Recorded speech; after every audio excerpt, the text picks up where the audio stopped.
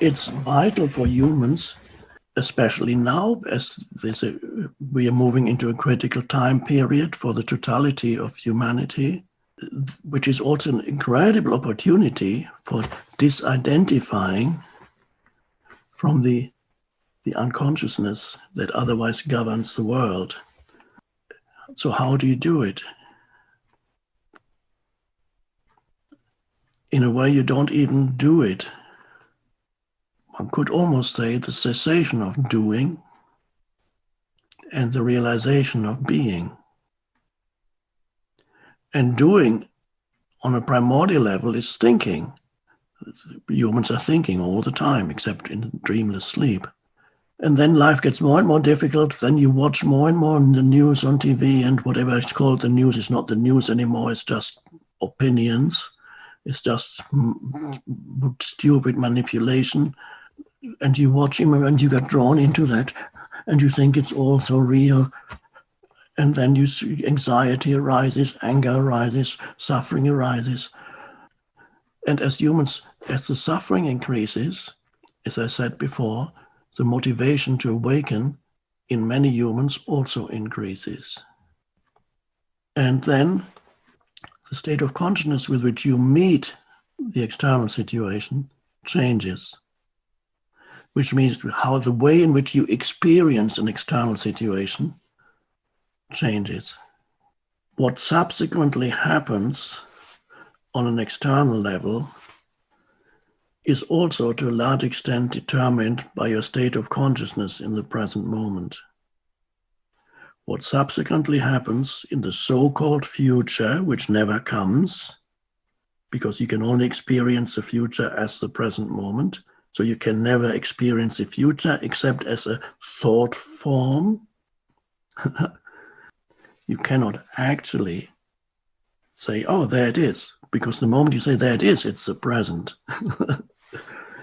So if you meet a difficult situation or a difficult person in a state of consciousness that is not reactive, but in an awakened state of consciousness, which means present, then it changes also the situation, the external situation.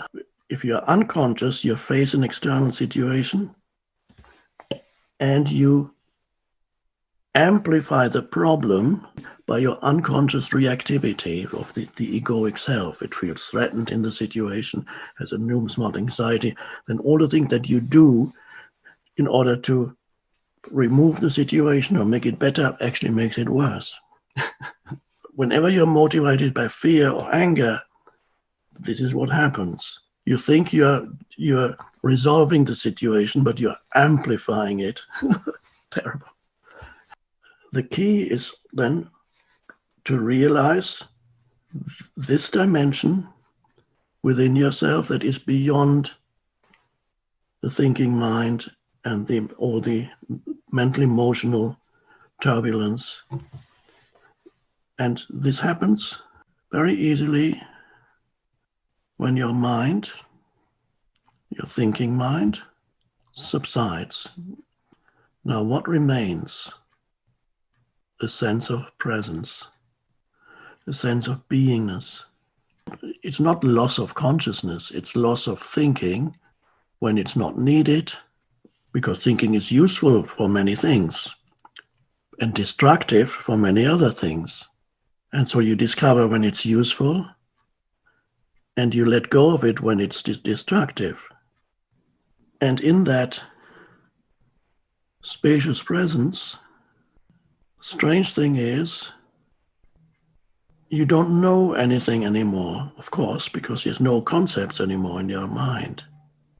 And yet, that is the essence of who you are, this beingness or presence. So you don't know yourself anymore as an object, which is when you live through the ego, then you become an object to yourself in your consciousness, and you have a relationship with yourself. You can say, I love myself. It's better to love yourself than to hate yourself, true, but you still have a relationship with yourself. This too, I love myself. But when you, with the realization of being, You are yourself. So you cannot know yourself as an object of knowledge, but you can know yourself as the eternal subject of all knowing. And that's where wisdom arises. This is the source of all real knowing, and the source of all true intelligence is in this non-conceptual, vast intelligence, which is the intelligence of consciousness itself, which is one with who you are. And then when you can link into that, you become inspired. It can inspire your mind. Your mind can create. You have creative thoughts. You have creative input, ideas.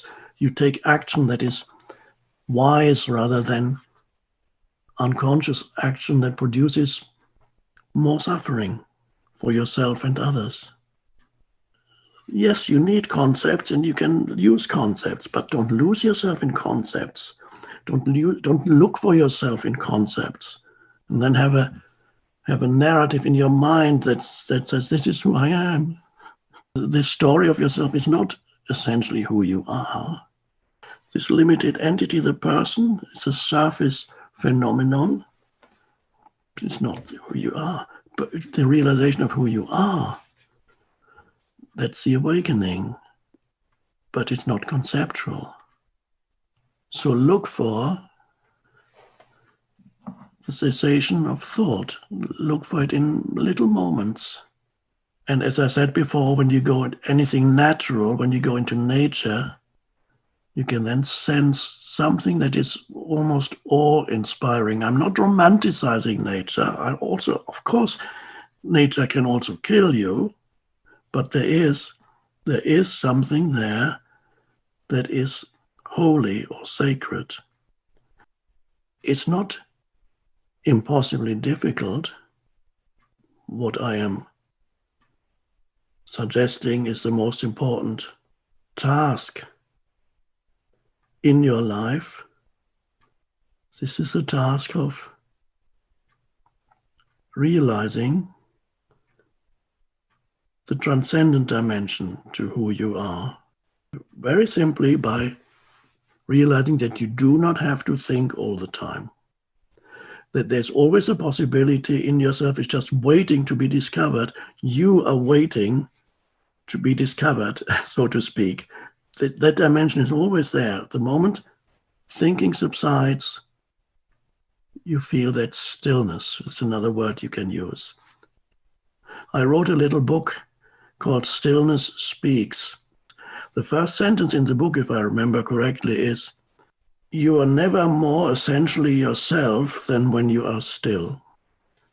You are still when the mind subsides, but awareness is not lost. In fact, awareness has grown. You are essentially not a person. You are the consciousness of the universe, disguised briefly as a person. But the consciousness of the universe wants to realize itself through you, or even an animal. You can look at an animal without always having to label it, and you just look or touch or listen. And it also is a manifestation of the one consciousness. But even the dog or the cat, they're still more deeply rooted in the beingness of themselves than humans. Humans have gone out a long way, lost themselves in mental abstractions, but it's all fine. It always was meant that way. But what's necessary now is the next step, the shift in consciousness. And it's a great opportunity now, especially if you want to first avoid further suffering for yourself and avoid contributing to the suffering of the world or humanity.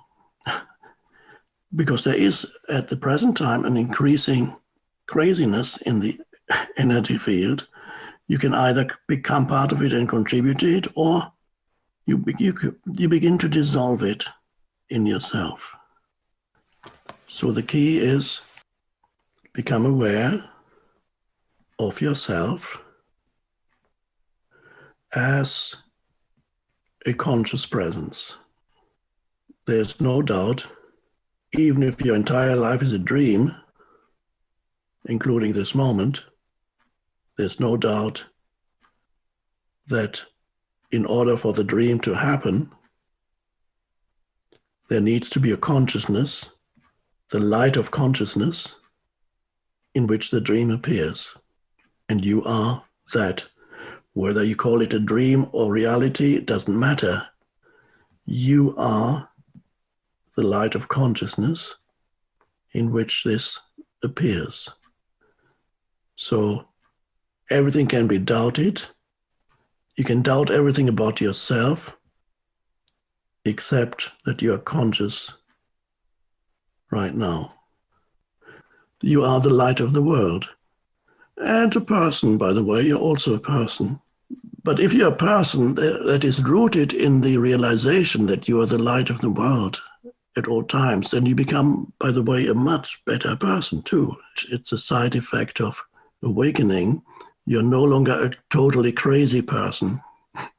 That's your task, especially now as the craziness is increasing. Your task is not to be part of the craziness. So the key is awareness, presence.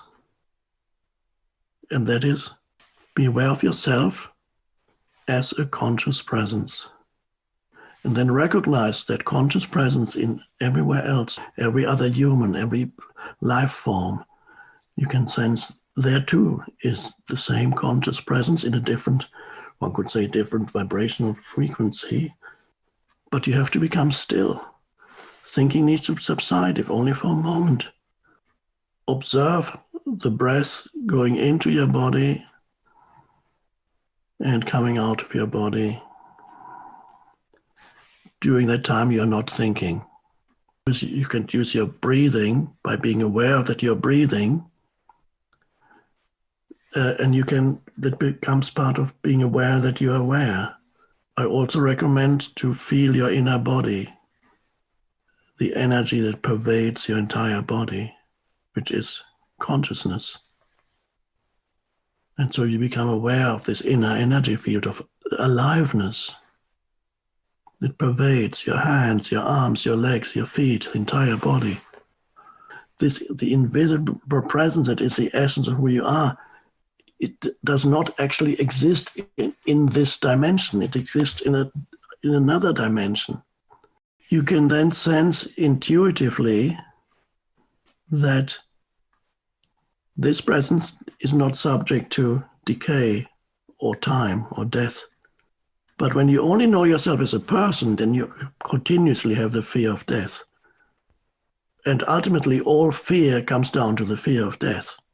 If you want to lose the fear of death, know yourself as this invisible presence that actually doesn't even exist in this dimension. It's already in another dimension.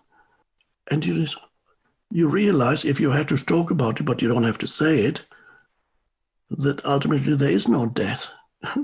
and to know that it's a direct knowing, that means all fear goes. Because if the fear of death goes, then ultimately, because that's the root of all fear, the ultimate loss. So meditation ultimately is, yes, it's very helpful.